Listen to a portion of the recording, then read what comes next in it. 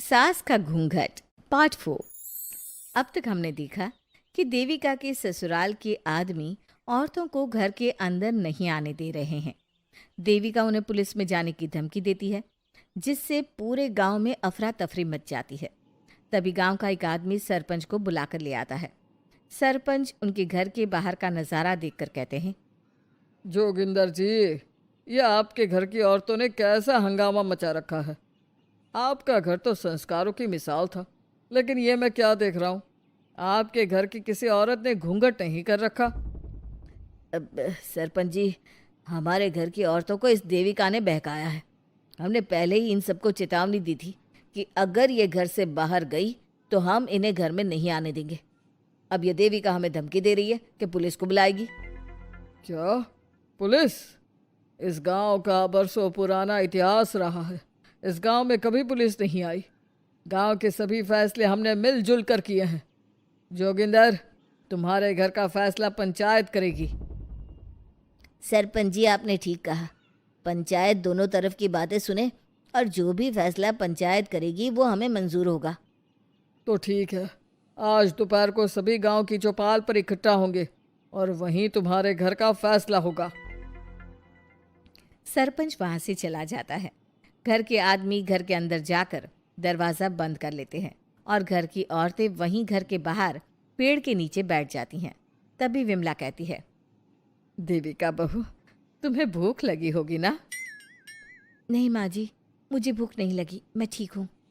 बहू, तेरा बच्चा छोटा है अभी, तुझे भूखा नहीं रहना चाहिए। वेदा, सुजाता, जाओ पास में जो पंडित जी का बाग है ना, वहाँ से कुछ फल तोड़ लाओ। वीना और सुजाता पास के बगीचे से खूब सारे फल तोड़ कर ले आती हैं। सभी औरतें फल खाती हैं। तभी देविका कहती है, आप सब घर से बाहर निकली, घूंघट उतार दिया तो इन मर्दों की इज्जत चली गई, लेकिन हम सब घर के बाहर भूखे प्यासे बैठे हैं। इस बात पर इन अहंकारी मर्दों को शर्म क्यों नहीं आ रही? हाँ देविका, तुम ठीक कह रही हो। अगर हम मर भी जाए ना, तब भी इन मर्दों के लिए इनके बनाए गए नियम कानून ही अहम रहेंगे, हम नहीं। सुजाता भाभी, मुझे तो सबसे ज़्यादा सचिन पर गुस्सा आ रहा है। उसने मुझसे लव मैरिज की थी, क्या क्या वादे किए थे कि मेरा साथ कभी नहीं छोड़ेगा, और आज उसने मेरा साथ छोड़ दिया। अपने बच्चे को एक बार भी नहीं देखा उसने। देविका, वो शुरू से ही ना डरपोक रहा है, लेकिन इन सारी बातों को छोड़ो। मुझे तो इस बात की चिंता हो रही है कि पंचायत में न जाने क्या फैसला होगा। पता नहीं वो इंसाफ करेंगे भी या नहीं। वीना दीदी, आपको अभी भी पंचायत से इंसाफ मिलने की उम्मीद है? अगर इस गांव की पंचायत में सच में इंसाफ करने की भावना होती तो सरपंच जी अभी हमें घर के अंदर जाने देते। देखा नहीं कितना जहर उगल कर गए हैं हमारे खिलाफ। तो बहू, अब हम क्या करेंगे? पंचायत तो हमारे खिलाफ ही फैसला सुनाएगी। पहले तो हम अपनी सारी बातें रखेंगे। अगर ये लोग नहीं माने तो आपको वही करना होगा जो मैं कहूँगी। लेकिन एक बात आप याद रखना, किसी भी सूरत में हम झुकेंगे नहीं, क्योंकि हम सही हैं। देविका सभी औरतों को समझा रही थी। तभी वहाँ एक गांव वाला आता है। आप सभी को पंचायत में बुलाया है। उस गांव वाले की बात सुनकर सभी औरतें पंचायत में पहुंचती हैं। वो देखती हैं कि उस पंचायत में सारा गांव इकट्ठा हो गया है। बहुत सारी औरतें लंबे लंबे घूंघट करके वहां आई हुई हैं। तभी पंचायत की कार्यवाही शुरू की गई और घर के आदमियों से पूछा गया कि वो घर की औरतों को घर में क्यों नहीं रखना चाहते। हमारे घर की औरतें ना तो घूंघट उतारती है और ना ही किसी डॉक्टर से इलाज करवाती है, और हमारे मना करने के बाद भी इन सब ने घर से बाहर कदम रखा, हमसे ऊंची आवाज़ में बात की। हमने इन सबको चेतावनी भी दी, लेकिन इन्होंने हमारी बात नहीं सुनी। अब ये सभी औरतें हमारे घर में नहीं रह सकती। अब औरतें अपना पक्ष रखें। ये कानून की किस किताब में लिखा है कि औरतों को घूंघट करना चाहिए? और अगर मेरे ससुराल की औरतें मुझे डॉक्टर के पास ना लेकर जाती तो ना मेरा बच्चा जिंदा बचता और ना ही मैं। लेकिन दाई अम्मा से हम इलाज करवा रहे थे ना। दाई अम्मा को कुछ समझ में नहीं आ रहा था। देविका का इलाज दाई अम्मा के बस की बात नहीं थी। काफ़ी देर तक दोनों पक्षों में बहस चलती रही। दोनों एक दूसरे पर आरोप प्रत्यारोप लगाते रहे, लेकिन दोनों पक्षों की बात सुनने के बाद पंचायत ने जो फैसला लिया उसके लिए तो देविका पहले से ही तैयार थी। दोनों पक्षों की बात सुनने के बाद पंचायत ने यह फैसला किया है कि सारी गलती महिलाओं की है। अगर वो अपने अपने पतियों से माफ़ी मांग लेती है और वादा करती है कि भविष्य में कभी ऐसी गलती नहीं दोहराएंगी, तो वो घर के अंदर प्रवेश कर सकती हैं। हमें पंचायत का फैसला मंजूर नहीं है। हमने कोई गलती नहीं की जो हम माफ़ी मांगे। और किस बात का वादा करें हम? हमने देविका की जान बचाई है, तो आप हमसे भविष्य में किसी की जान ना बचाने का वादा ले रहे हैं क्या? अगर तुम्हें पंचायत का फैसला मंजूर नहीं है तो तुम सबको घर में नहीं पुरानी हवेली में रहना होगा, जो अब खंडहर बन चुकी है। यह खंडहर तुम्हारे घर के सामने ही है। सरपंच जी, आपका फैसला सही नहीं है। एक बार और सोच लीजिए इस फैसले के बारे में। ओ शहर की छोरी, 4 किताबें क्या पढ़ ली, हमें सही गलत का पाठ पढ़ाएगी? तुझे पता नहीं कि पंचायत का फैसला यहाँ सदियों से चलता आया है और लोग उसी को मानते आए हैं। अच्छी तरह जानती हूँ सरपंच जी।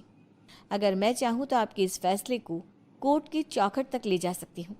पुलिस को बुलाकर अभी घर के अंदर जा सकती हूँ। पंचायत और घर के आदमियों की शिकायत पुलिस में कर सकती हूँ और अपने बच्चे को उसका हक दिलवा सकती हूँ। लेकिन नहीं, मैं ऐसा नहीं करूँगी। मैं उसी खंडहर में रहूँगी और इस गांव के आदमियों को दिखा दूंगी कि औरत खंडहर को भी महल बना सकती है, और वो भी बिना किसी आदमी की मदद के। सारे गांव की औरतें देविका की बातें सुनकर हैरान हो जाती है। उनका जीवन घूंघट और घर के 4 दीवारी के बीच में ही था। कोई औरत अपने हक के लिए पंचायत से भी टकरा सकती है, ये बात उन्होंने पहली बार सुनी थी। अब देविका घर की औरतों के साथ खंडहर में चली जाती है। माँ जी, ये खंडहर तो काफ़ी पुराना है। भाभी, खंडहर पुराने ही होते हैं। मुझे तो डरावना भी लग रहा है। मैं डर की वजह से कभी इस खंडहर के आसपास भी नहीं आई, लेकिन मुझे क्या पता था कि एक दिन इसी में रहना पड़ेगा। ये तो टूटा फूटा भी पड़ा है। माँ जी, एक काम करते हैं, ये खंडहर तो काफ़ी बड़ा है, इसलिए एक हिस्से की साफ सफाई करके उसे ही रहने लायक बना देते हैं। बाद में धीरे धीरे पूरा खंडहर ठीक कर लेंगे। हाँ बहू, तुम ठीक कह रही हो। विमला भाभी और मैं इस खंडहर के टूटे हुए हिस्सों पर मिट्टी और ईंटें लगा देते हैं। सुजाता और वीना, तुम साफ सफाई कर लो। सभी औरतें मिलकर खंडहर के एक हिस्से को सुधारना शुरू कर देती है और काफ़ी देर तक मेहनत करने के बाद वो उस हिस्से को काफ़ी हद तक अच्छा कर लेती हैं। और इसी तरह रात हो जाती है। सभी औरतें बैठकर बात करती है। माँ, हमने इस खंडहर को घर तो बना दिया है, लेकिन ये घर चलेगा कैसे? हाँ माँ जी, मैं भी यही सोच रही हूँ। और हम सब तो बड़े हैं, गर्मी सर्दी भूख कुछ भी आसानी से बर्दाश्त कर सकते हैं। लेकिन देविका का बेटा बहुत छोटा है, उसे तो हमें अच्छी तरह से पालना होगा ना। मैं भी यही सोच रही हूँ कि आगे हमें क्या करना चाहिए। कम्मू और मैं मिलकर मिट्टी का चूल्हा और मिट्टी के बर्तन बना देते हैं।